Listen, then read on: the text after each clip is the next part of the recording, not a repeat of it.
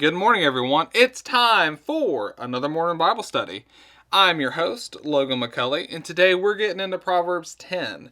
Now, interesting fact about Proverbs 10, I think until like 22-ish. It's a large section that contains 375 of Solomon's individual proverbs. They are in no apparent order, with only occasional grouping by subject and are often without context to qualify their application. They are based on Solomon's inspired knowledge of the law and the prophets. The parallel two-line proverbs of chapters 10 through 15 are mostly contrasts or opposites, while those of chapters 16 through 22 are mostly similarities or comparisons.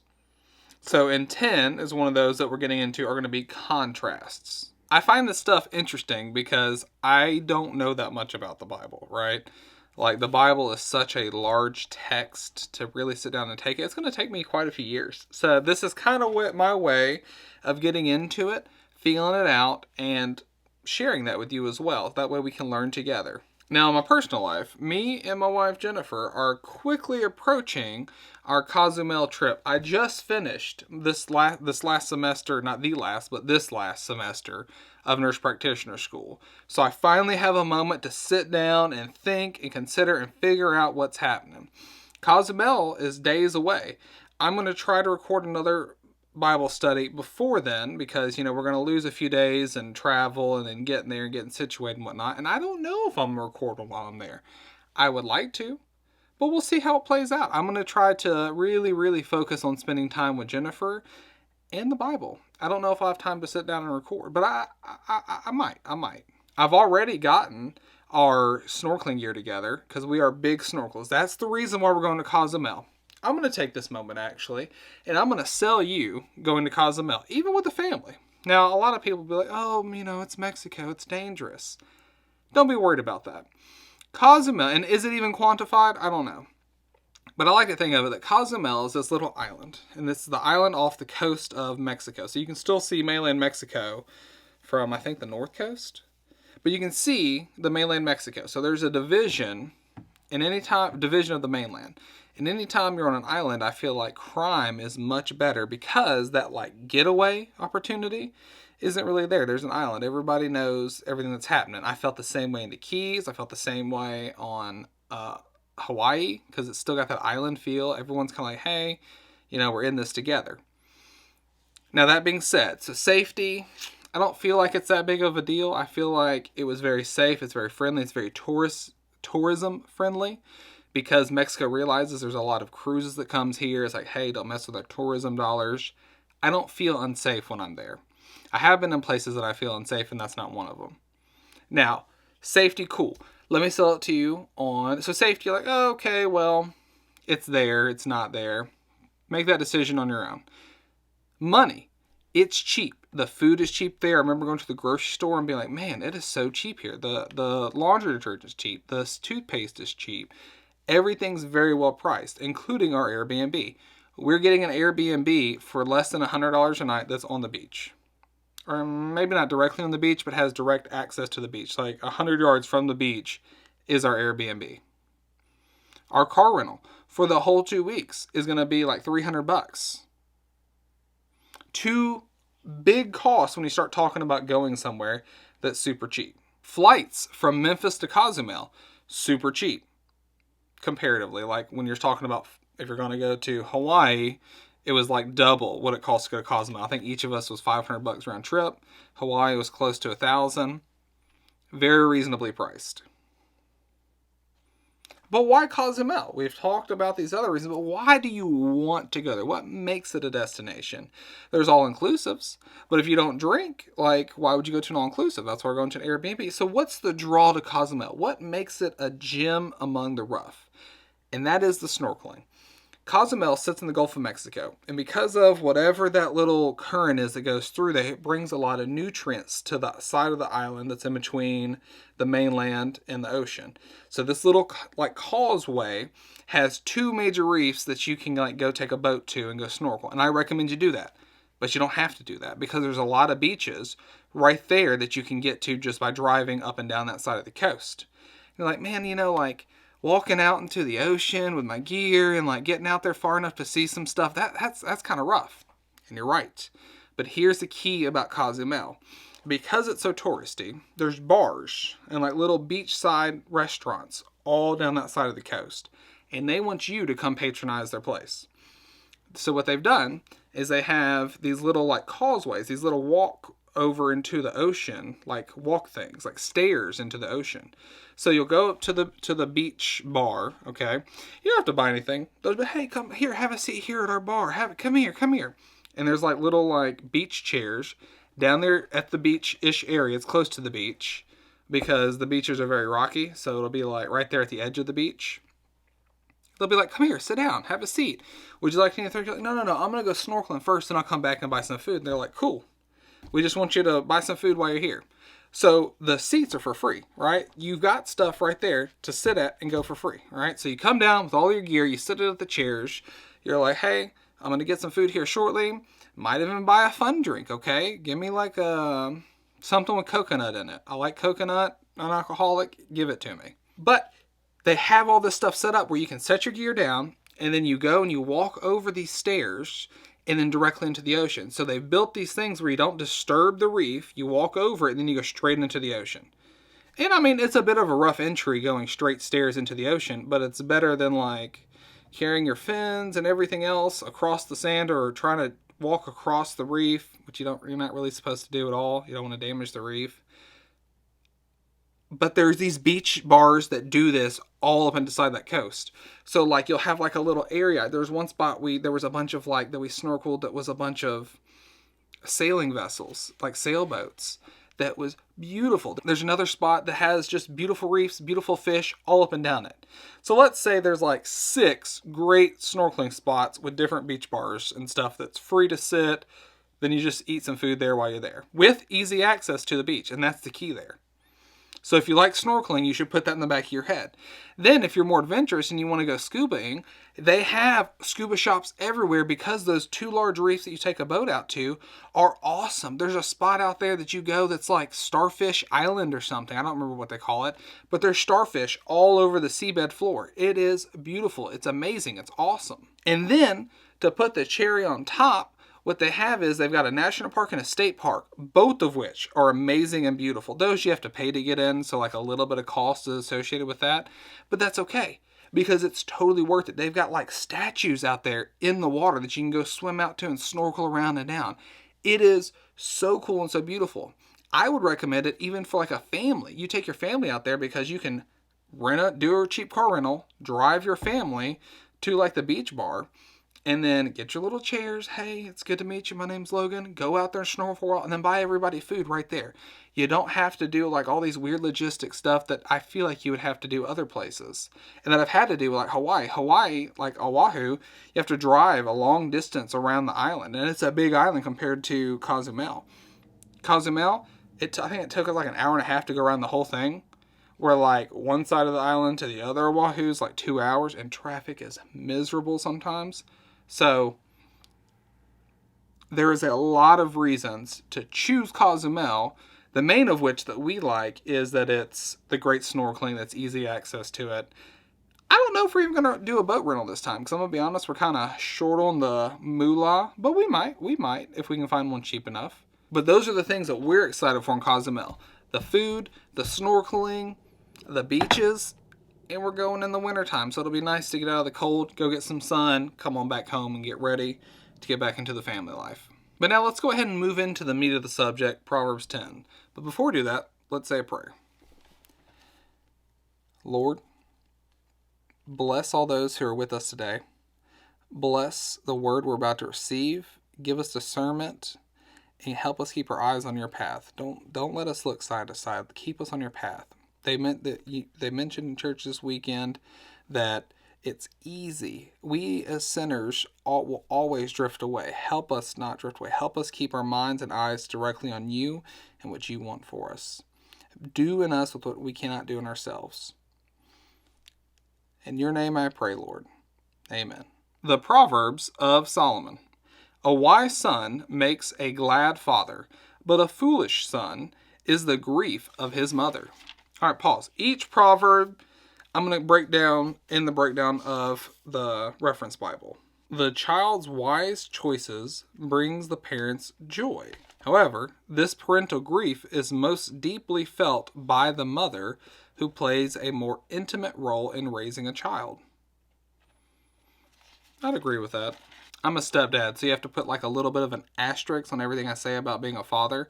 But I've been doing this for 3 or 4 years, and I agree with that statement because Jennifer definitely feels the grief more than I do. Like when there's like something that bad that has happened or is done, she feels that grief more than I do, where I can have a little bit of a distance. I don't know if that's because I'm a man or I'm a stepdad. I don't know what that is, but definitely is felt more by the mother. I will say there is a lot of moments that I am very proud, where she is proud as well, but it's different. It's different, and I don't know quite how to verbalize it. Proverbs 2. Treasures of wickedness profit nothing, but righteousness delivers from death. The Lord will not allow the righteous soul to famish, but he casts away the desire of the wicked. Let's start with the first. Treasures of wickedness profit nothing. Okay? So, ill-gotten gains profit nothing. Good way to look at that. But righteousness delivers from death. What's the breakdown? Death being the greatest of all treasures is life gained by righteousness. But righteousness delivers from death. Oh, finding the Lord delivers from death. Righteousness delivers from death. Following the Lord delivers from death. In 3, he says, the Lord will not allow the righteous soul to famish, but he casts away the desires of the wicked. So, what's the breakdown? For a while, the wicked may seem to realize their desires. In the end, God removes their accomplishments because they are evil. So let's put this in a our time context, right? If I'm a wicked man and I do wicked things to put myself ahead, so cheat on my taxes, I do shady business practices, eventually it will be known. That is mentioned multiple times in the Bible, where whatever you do, your deeds will be known. You'll be known by your deeds. That will catch up to you, and you're going to have to pay the piper. It may look like I'm getting what I want now, but that will not always be the case. Proverbs 4. He who has a slack hand becomes poor, but the hand of the diligent makes rich.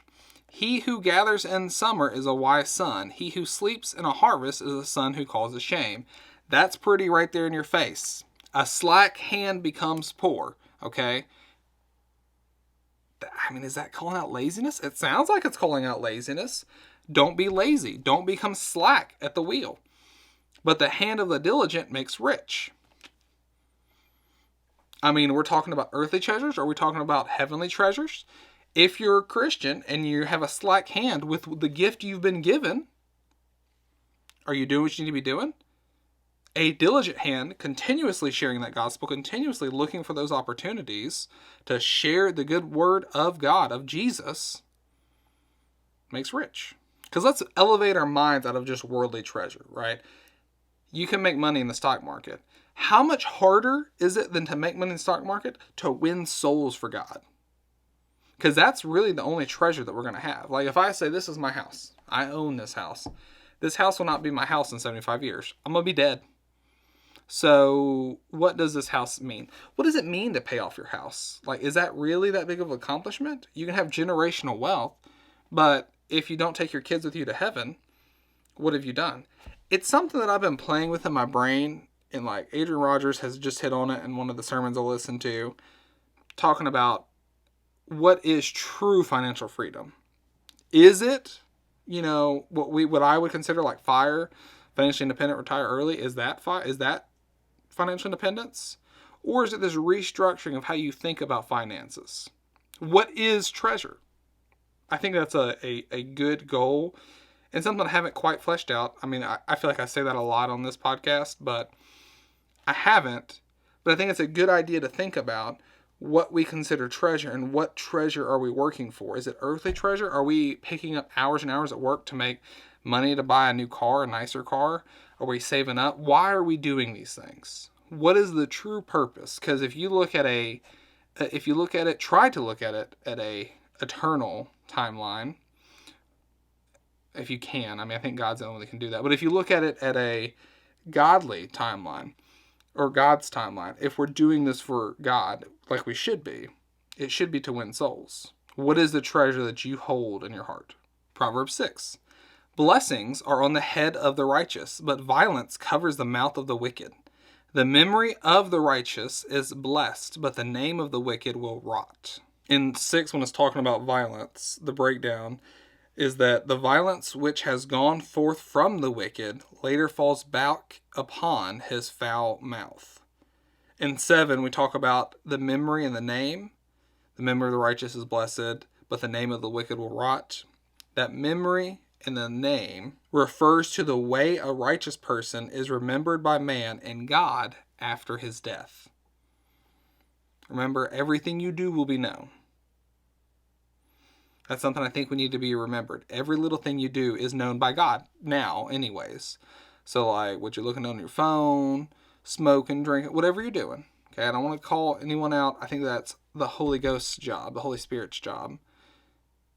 But everything we do, I think it's a good reminder that everything we do in secret will be known. The wise in heart will receive commands, but a prating fool will fall. That's Proverbs 8. Receive commands. To finish the parallelism, the wise listens and it's teachable, and therefore will be lifted up. The fool, always talking, falls because he rejects God's commands. The wise in heart will receive commands, but a prating fool will fall. There you go. A prating fool will fall. Someone that's always talking will fall, not listening. The wise in heart will listen and receive God's commands.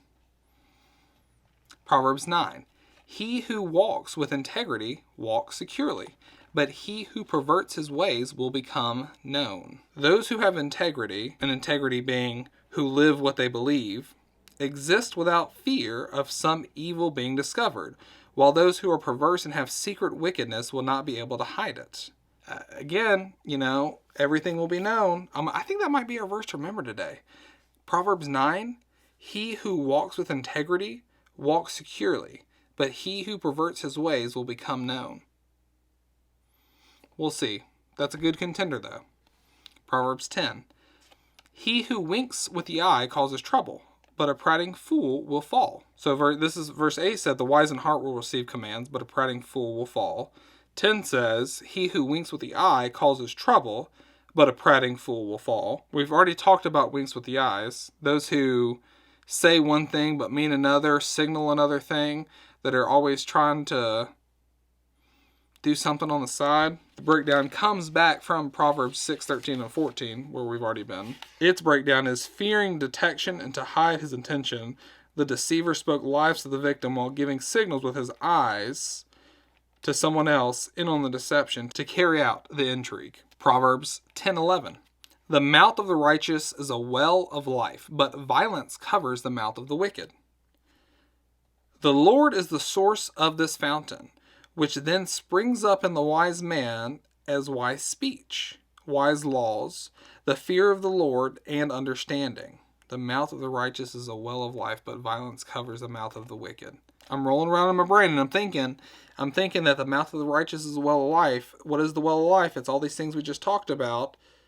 The wise man's speech, the wise laws, the fear of the Lord, and understanding. So if you hear someone with that, can you then extrapolate and say that comes from the Lord and they are of God? Because one of the questions I always have is how do you know someone's heart? How do you know someone's heart? You can meet someone and say, hey, yeah, you're a Christian, that's cool. But how do you know that they know? That might be a way to know. Because their mouth is a righteous well of life. Proverbs 10:12. Hatred stirs up strife, but love covers all sins. True love seeks the highest good for another. Proverbs 10:13. Wisdom is found on the lips of him who has understanding, but a rod is for the back of him who is devoid of understanding. The rod, this is the first reference to corporal punishment applied to the backside. It's recommended it is the most effective way of dealing with children and fools. Proverbs 10:14. Wise people store up knowledge, but the mouth of the foolish is near destruction. The mouth of the foolish breakdown. The loose tongue of the fool is a recurring subject in Proverbs. Wise people store up knowledge, but the mouth of the foolish is near destruction. If you want to be wise, store up knowledge. Proverbs 10:15. The rich man's wealth is his strong city. The destruction of the poor is their poverty. While the rich man thinks he has his walled city for protection, the poor man knows he has nothing. Both should trust in the Lord as their only protection. I find this interesting because I did grow up very poor. Not mildly poor. I'm not going to say very poor. I've seen very poor. I grew up poor. We had food. We had hand-me-downs. That's not poor in the world, right? When you don't have anything, then you know that you have to put your faith in the Lord. That's all you have is a faith in the Lord. You don't have these safety nets. When you don't have those safety nets, it's easier for you to trust in the Lord because there's nothing else that you have to trust in. I'm telling y'all, man, I got really big enough like the financial independence movement, and it is tough. It is tough for me in my finances to just give it up to the Lord. It's something that I do struggle with because I put so much time and knowledge into how they work. It was a safety net on me. I had a safety in the fact that I know how money works. I had saved up money. I worked like 5 years to be able to save up some money and like get myself in a position to be able to invest money. This verse strikes at my heart because I do have some problems there. The rich man's wealth is his strong city. However, the destruction of the poor is their poverty. It's a good reminder that when I do have those conversations, like with Jennifer, that I do need to make sure I'm always putting God first, especially in the finance category. 16, the labor of the righteous leads to life, the wages of the wicked to sin. The labor of the righteous leads to life, the wages of the wicked to sin.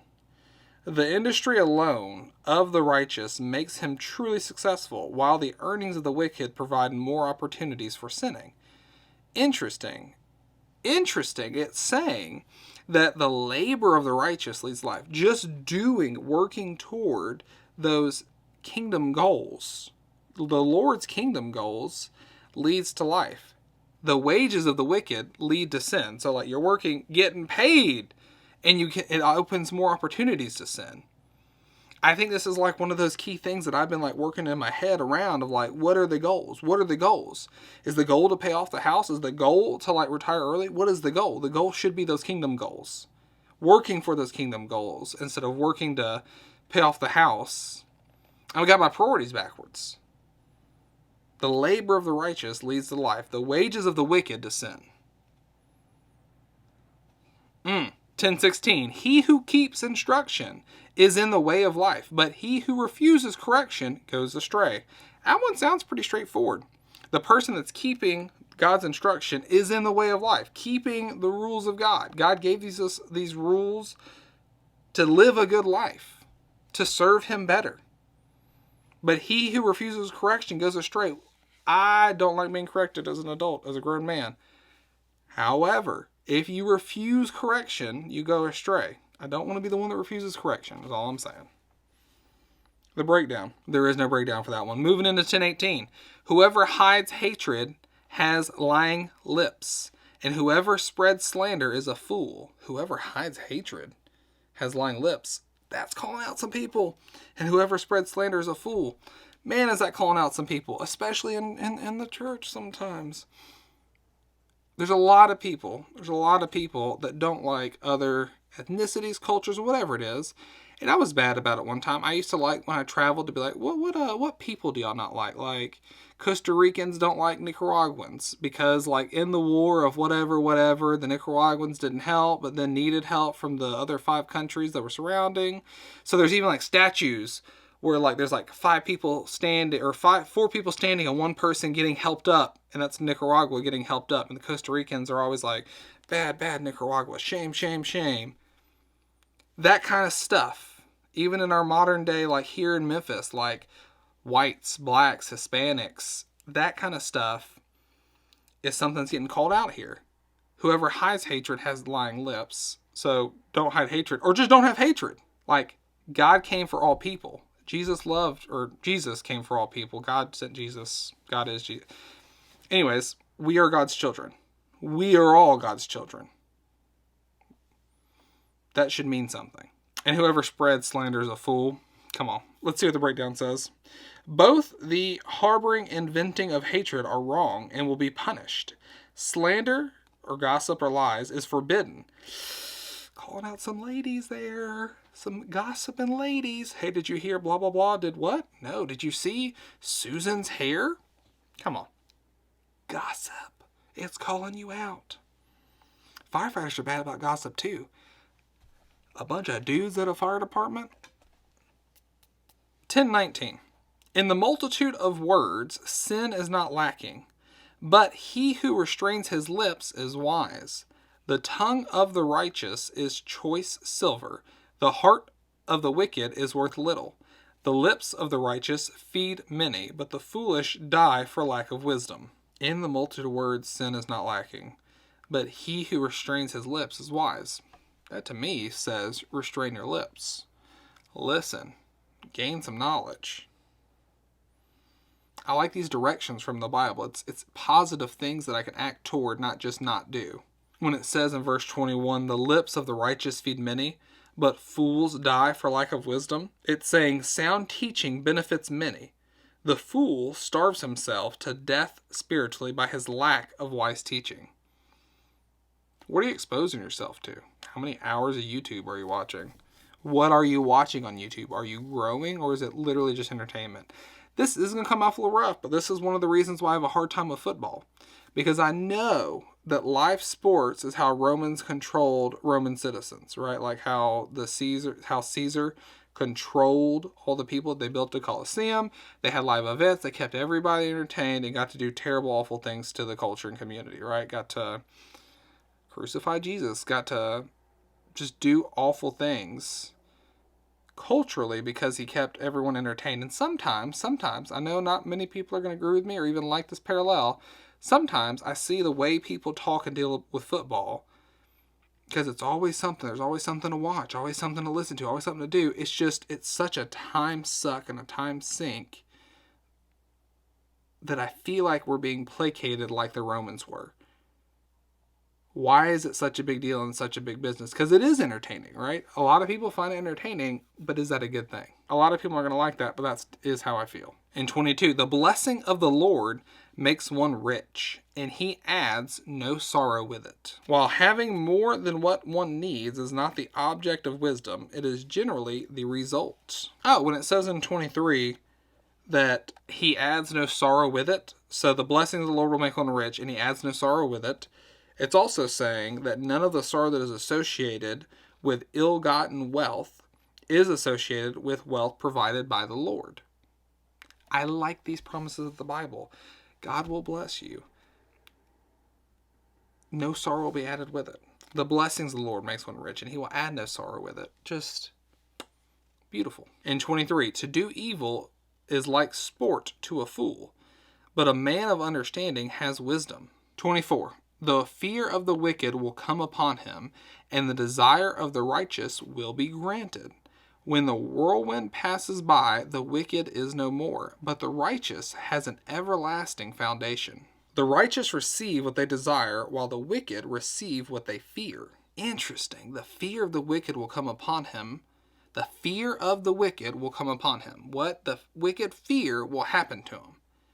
And what the righteous desire, the desire of the righteous, will be granted. It says it in Proverbs 10, verse 24. 26. As vinegar to teeth and smoke to the eyes, so is the lazy man to those who send him. As vinegar to the teeth, gross and awful. Smoke to the eyes, makes my eyes burn and smart and not like water, not good. So is the lazy man to those who send him. If you're being lazy, that is a reaction to those who send you. Go Bible. In 27, the fear of the Lord prolongs days, but the years of the wicked will be shortened. Another Bible promise. The fear of the Lord prolongs days. Fear the Lord, but the years of the wicked will be shortened. In 28, the hope of the righteous will be gladness, but the expectation of the wicked will perish. In 29, the way of the Lord is strength for the upright, but the destruction will come to the workers of iniquity. The way of the Lord is the spiritual path in which God directs man to walk. So the way God directs us to walk is strength for the upright. So all these guidances that He's given to us in the Bible is our strength. The flip side of that, the destruction will come to the workers of iniquity. Key takeaway there, don't be a worker of iniquity. 30. The righteous will never be removed, but the wicked will not inhabit the earth. The righteous will never be removed, but the wicked will not inhabit the earth. 31. The mouth of the righteous brings forth wisdom, but the perverse tongue will be cut out. 32. The lips of the righteous know what is acceptable, but the mouth of the wicked what is perverse. I'm going to tell you what. These Proverbs are meaty and weighty, and each one holds its own very strongly. Like, it's something to chew on for sure. But that's it. That is Proverbs 10. I hope you enjoyed it. I hope you got something out of it. Please, if you will, share this with a friend. Share the gospel, man. Tell somebody about Jesus. Do some good Bible study. Check me on this kind of stuff. Read into it. Read some references. See what's up. Like, this whole thing is a growth podcast, a growth show, like, so that we can kind of bounce it off of each other. I'm just here reading the Bible, studying and learning for you to do the same. I will see you next time here with Logan McCulley on the Morning Bible Study Podcast and show. Next time, we'll be hitting Proverbs 11. Remember, keep your corn on the cob. Logan out.